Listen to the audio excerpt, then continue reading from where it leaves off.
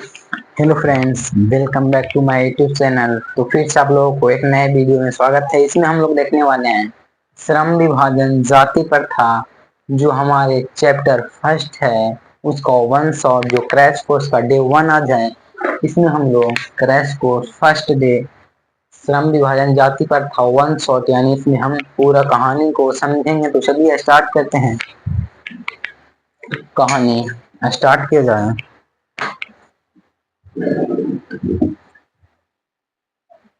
तो सबसे पहले देखेंगे श्रम विभाजन जाति प्रथा, इसके लेखक कौन है। तो श्रम विभाजन जाति प्रथा के लेखक हमारे भीमराव अंबेडकर जी हैं।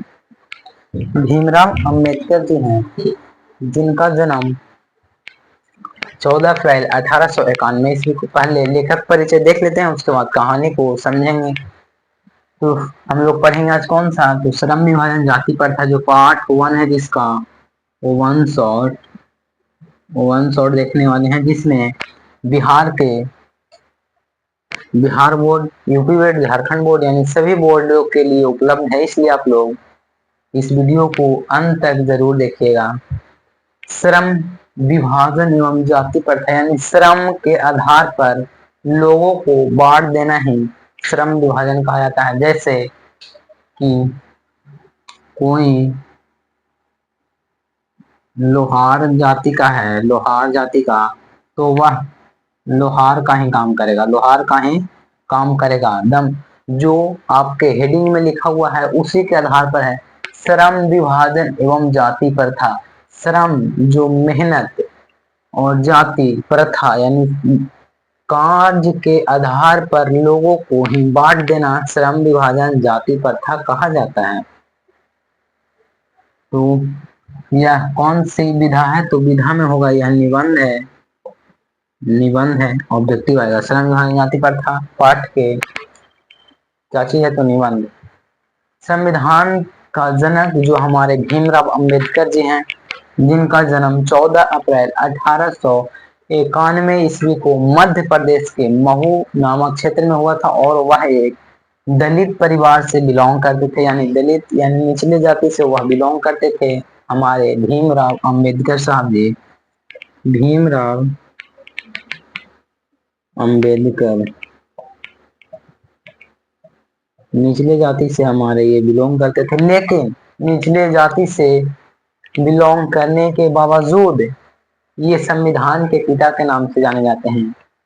लोग पहले इनको स्कूल जाते थे, स्कूल में पढ़ने के लिए, तो जो स्कूल के टीचर थे इनको क्लासरूम से बाहर बैठने के लिए बोला जाता था कि आप निचले जाति के हैं, आप क्लास में नहीं बैठ सकते।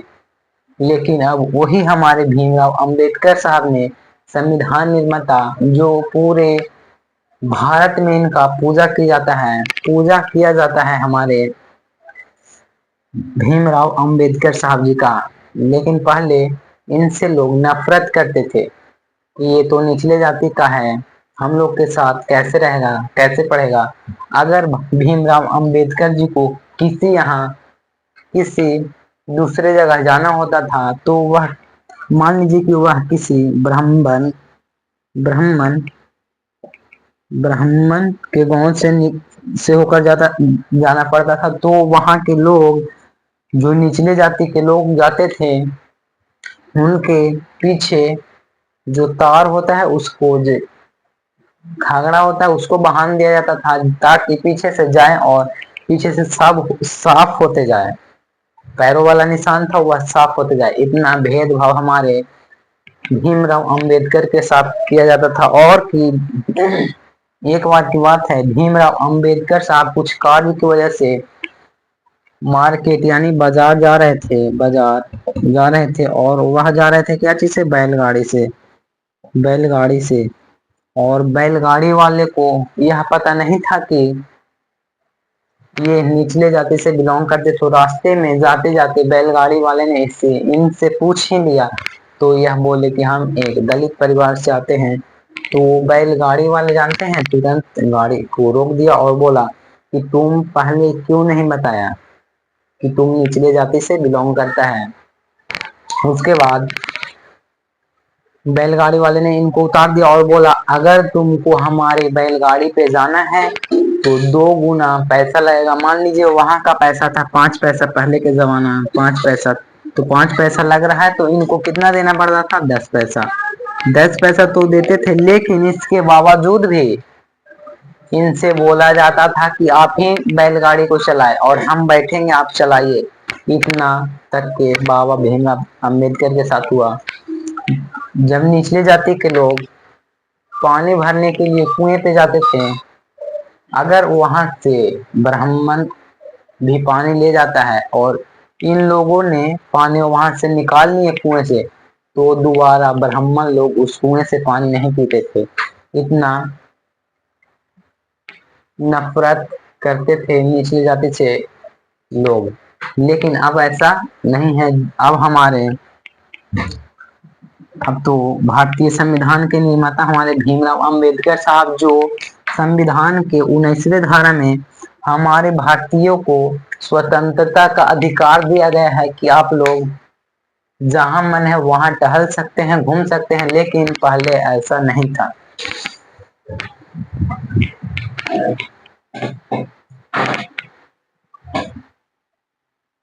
पहले ऐसा नहीं था। बाबा भीमराव अंबेडकर के समय ऐसा नहीं था। अब हो गया है कि आप लोग किसी भी जात पात का हो, आप लोग कहीं भी टहल सकते हैं, मंदिर में पूजा कर सकते हैं। लेकिन उस समय था कि आप लोग मंदिर नहीं जा सकते हैं और विद्यालय अगर जाते हो तो विद्यालय के बाहर ही बैठना पड़ेगा। तो ये सब झेलना पड़ा था भीमराव अंबेडकर के समय। लेकिन अब तो वो सब हट गया है, परंतु अब फिर भी बच्चे नहीं पढ़ रहे हैं। बाबा साहब भीमराव अम्बेडकर क्लास के बाहर पढ़ते थे, संविधान रच दिए। लेकिन अब तो क्लास के जो अंदर पढ़ रहा है बच्चा, वह कुछ नहीं कर पा रहा है। तो सोच लिए बाबा साहब भीमराव अम्बेडकर जी कितना कठिन परिश्रम करके इतना हासिल किए थे। उसके बाद वह जाति के थे महार यानी डोम जाति, निचले जाति के। और इनके माता जी का नाम था भीमाबाई। माता जी का क्या नाम था? भीमाबाई।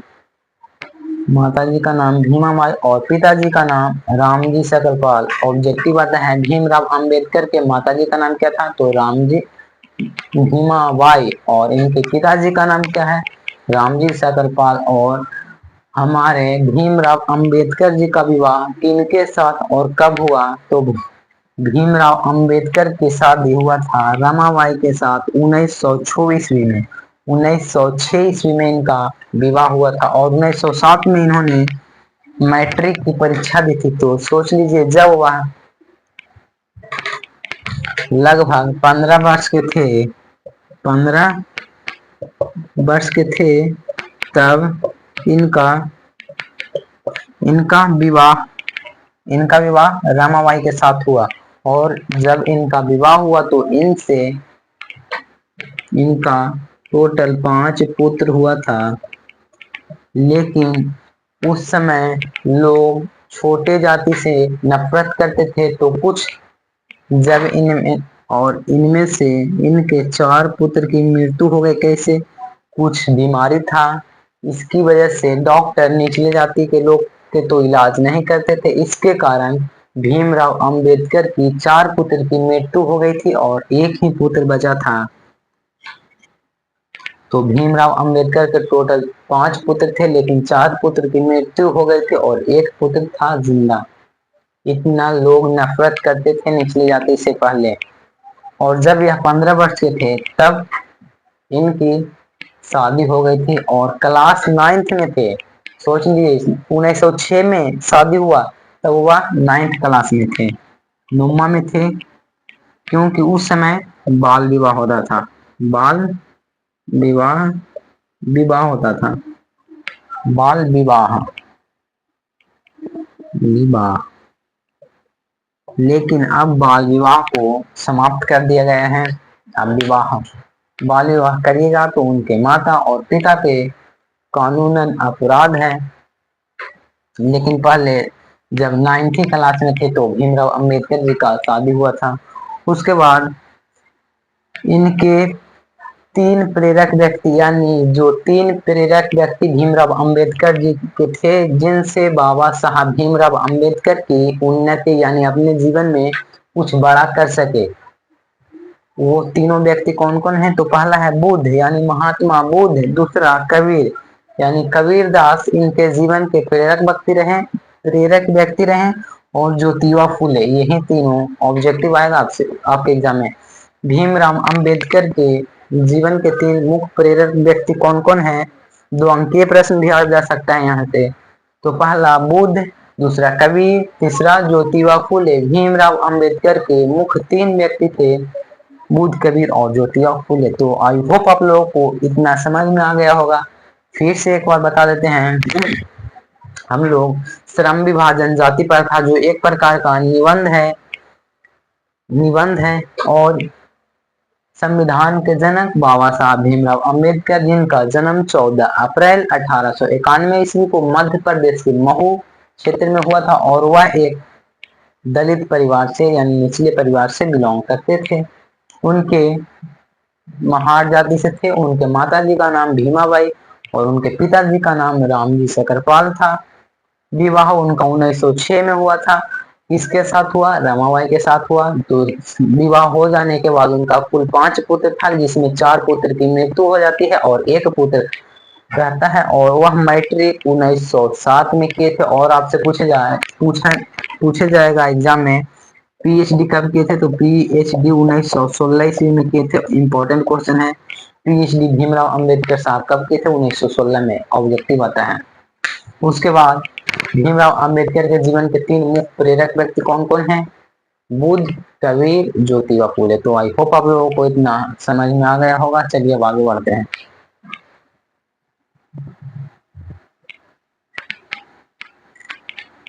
और जो बच्चे इस चैनल पे नए हैं तो चैनल को जरूर सब्सक्राइब जरूर कर लीजिएगा, ताकि अगला वीडियो का नोटिफिकेशन आप तक मिलता रहे।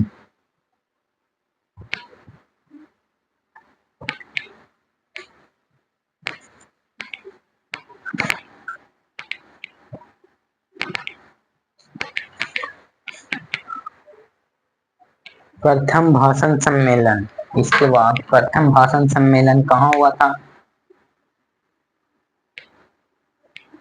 प्रथम भाषण सम्मेलन, प्रथम भाषण सम्मेलन कहाँ हुआ था? प्रथम भाषण सम्मेलन 1936 में लाहौर में, 1936 ईस्वी में लाहौर में। पहले लिख लेते हैं, उसके बाद हम समझाते हैं, क्योंकि हम पहले पढ़ के बुक आए हैं ताकि आप लोग को अच्छे से समझा सकें। और प्रसिद्ध रचना इनकी है, प्रसिद्ध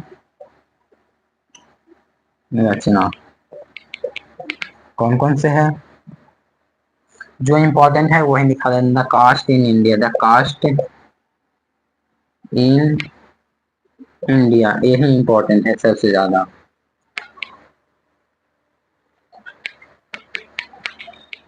और इनकी मौत 1956 ईस्वी में कहाँ हुई थी? दिल्ली में।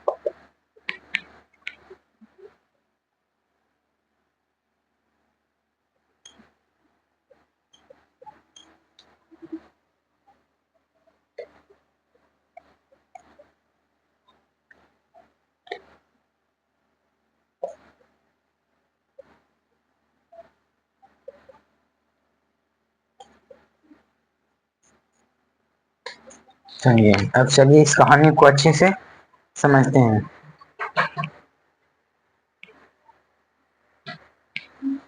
चलिए पहले थोड़ा सा लेखक परिचय बचा हुआ है उसको कंप्लीट करते हैं, तो थोड़ा सा इसको देख लीजिए, उसके बाद आगे बढ़ते हैं। तो थोड़ा सा बचा था लेखक परिचय। तो प्रथम प्रथम भाषण सम्मेलन इनका 1936 ईस्वी में लाहौर में बुलाया गया था इनको कि आप लंदन लाहौर आइए। लाहौर कहाँ है? तो शायद पाकिस्तान में पड़ता होगा लाहौर। आइए, तो 1936 ईस्वी में वह लाहौर गए थे, लेकिन कुछ कारण बस यह सम्मेलन नहीं हो पाया था। नहीं हुआ यह सम्मेलन, कुछ कारण बस ये सम्मेलन नहीं हुआ। लेकिन सम्मेलन नहीं हुआ तो इन्होंने इनका प्रमुख प्रसिद्ध रचना था, उसमें इन्होंने उस कहानी को लिखा था। उस प्रसिद्ध रचना का नाम है the annihilation in the caste in India. The caste in India जो बुक था, उसमें भीमराव अंबेडकर साहब जो भाषण देने वाले थे लाहौर में, उसी भाषण को द कास्ट इन इंडिया में लिखे थे। किस भाषा में लिखे थे? तो अंग्रेजी भाषा में लिखे थे, इंग्लिश भाषा में। तो इंग्लिश इंग्लिश भाषा में लिखे थे, लेकिन अब तो हिंदी में कर दिया गया है। लेकिन हिंदी में रूपांतरित कौन किया है? तो हिंदी में रूपांतरण ललाई सिंह यादव। ऑब्जेक्टिव आएगा हिंदी रूप द कास्ट इन इंडिया के हिंदी में रूपांतरण किसने किया? ललाई सिंह यादव। ऑब्जेक्टिव तो 100% यहाँ से आएगा। और इनकी मृत्यु 1956 ईस्वी के दिल्ली में हुआ था। इनका मृत्यु 1956 ईस्वी में दिल्ली में इनकी मृत्यु हो गई थी। चलिए अब कहानी को थोड़ा सा समझ लेते हैं। उसके बाद इसके बाद आप लोगों को सब्जेक्टिव मिल जाएगा और फिर ऑब्जेक्टिव करवा देंगे आज। तो आज ऑब्जेक्टिव रात 8 बजे हमसे जुड़िएगा, 8 PM में ऑब्जेक्टिव होगा इसका। तो कहानी तो ये रहे भीमराव अंबेडकर जी। तो पहला था जातिवाद। जातिवाद के लेकर लोग बहुत ज्यादा लड़ते रहते थे। जातिवाद था कि अगर आप नाई जाति के हो तब आप बाल ही काटोगे, तो ये बिल्कुल गलत है। अगर आप नाई जाति के लोग हैं, अगर आपको मन है कि हम कुछ अलग करें, हमको क्रिकेट खेलना है, हमको डॉक्टर बनना है, इंजीनियर बनना है, तो आप लोग उस जातिवाद को छोड़कर कर सकते हैं। ये जातिवाद के पोषक जो इसके तर्क में कुछ कहते हैं तो थोड़ा बहुत सच ही कहते हैं। तो लेकिन श्रम विभाजन, जातिवाद तो जाति के आधार पर कार्यों को बांट देना ही जातिवाद कहलाता है। उसके बाद श्रम विभाजन यानी कार्य के आधार पर, वो तो जाति के आधार पर, लेकिन कार्य के जो अगर आपके पिताजी मान लीजिए दुकानदार हैं, दुकानदार, तो आपको जरूरी नहीं है कि आप दुकानदार ही बन सके। अगर आपके पिताजी कह रहे हैं कि दुकानदार बनना है, तो यह टालू भाव से यानी आपको उस कार्य में मन नहीं लगेगा, आपसे वह काम जबरदस्ती करवाया जा रहा है, जबरदस्ती दस्ती करवाया जाता है, इसलिए आप लोग को टालू भाव से रहेगा, यानी अच्छे से मन नहीं लगेगा। अगर आपको जो चीज में मन है वही करे। यही श्रम तथा जाति के आधार पर कार्यों को बांट देना, ये सब गलत बात था।